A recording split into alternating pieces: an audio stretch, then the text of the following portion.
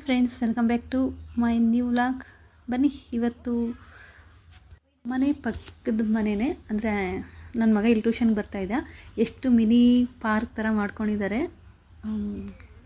ಅವರು ಮನೆ ಹಿಂದೆಗಡೆ. ನೋಡಿ, ಇದು ಬ್ಯಾಕ್ ಸೈಡು ಇಷ್ಟು ಜಾಗ ಇದೆ. ಸಂಜೆ ಟೈಮ್ ಇಲ್ಲೇ ವಾಕ್ ಮಾಡೋಕ್ಕೆ ಎಷ್ಟು ಚೆನ್ನಾಗಿರುತ್ತೆ. ಬನ್ನಿ, ಏನೇನು ಗಿಡ ಹಾಕಿದ್ದಾರೆ ಅಂತ ನೋಡ್ಕೊಂಬರೋಣ. ನೋಡೋದಕ್ಕೂ ಖುಷಿ ಆಗುತ್ತೆ, ಯಾಕಂದರೆ ಇಷ್ಟು ಜಾಗದಲ್ಲಿ ಇಷ್ಟೆಲ್ಲ ಗಿಡ ಬೆಳೆಸಿದ್ದಾರೆ. ಇದು ಪಲಾವ್ ಎಲೆ ಎಷ್ಟು ಕಡೆ ಹಬ್ಕೊಂಡಿದೆ ಗೊತ್ತಾ. ಇದು ಪಲಾವ್ ಮಾಡಬೇಕಂದ್ರೆ ಹಾಗೆ ಹಾಕೋದು. ನನಗೂ ಒಂದ್ಸಲ ಕೊಟ್ಟಿದ್ದರು, ಮತ್ತೆ ಕೊಡ್ತಾ ಇದ್ದಾರೆ. ಬನ್ನಿ, ಯಾವ ಥರ ಗಿಡಗಳು ಇದೆ ಅಂತ ನೋಡೋಣ ಇದರಲ್ಲಿ. ಆದರೆ ಇವರು ಟೀಚರು, ಇವಾಗ ರಿಟೈರ್ಡ್ ಆಗಿದೆ, ಮನೇಲಿದ್ದಾರೆ. ತುಂಬ ದಿನದಿಂದ ವ್ಲಾಗ್ ಮಾಡಬೇಕು ಅಂದ್ಕೊಂಡಿದ್ದೆ ಈ ಥರ. ಅದು ನನ್ನ ಮಗನೂ ಇಲ್ಲೇ ಟ್ಯೂಷನ್ಗೆ ಬರ್ತಾಯಿದ್ದ ಇವ್ರ ಮನೇಲೆ. ಬನ್ನಿ, ಇವಾಗ ನೋಡ್ಕೊಂಬರೋಣ ಏನೇನು ಗಿಡಗಳು ಮತ್ತು ಹೂವು ಯಾವ್ಯಾವ ಥರ ಬೆಳೆಸಿದ್ದಾರೆ ಅಂತ ನೋಡೋಣ.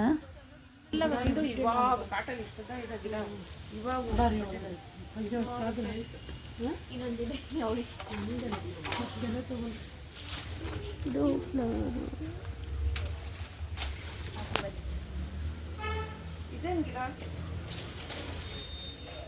ಇದು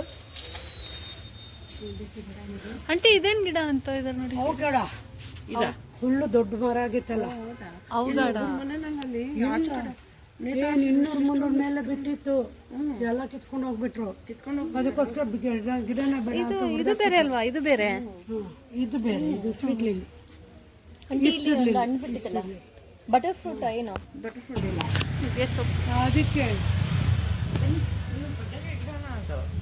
ಕುಂಬಳಕಾಯಿ ಅಥವಾ ಈರುಳ್ಳಿ ಹೂವನಾ?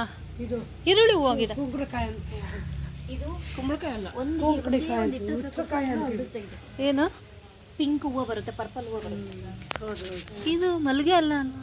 ಮಲ್ಗೆ ಅಲ್ಲ, ಅದು ಬೇರೆ. ಎಲ್ಲೂ ಹೋಗಲ್ಲ. ಬಾಳೆ ಗಿಡ, ಮನೆಯಲ್ಲಿ ನುಗ್ಗೆ ಸೊಪ್ಪು.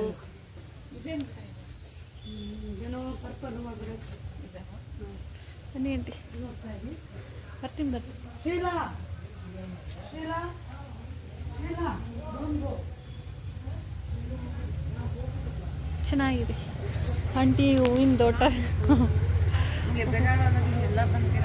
ಹಾಂ, ಹೂವಿನ ತೋಟ ಇದು.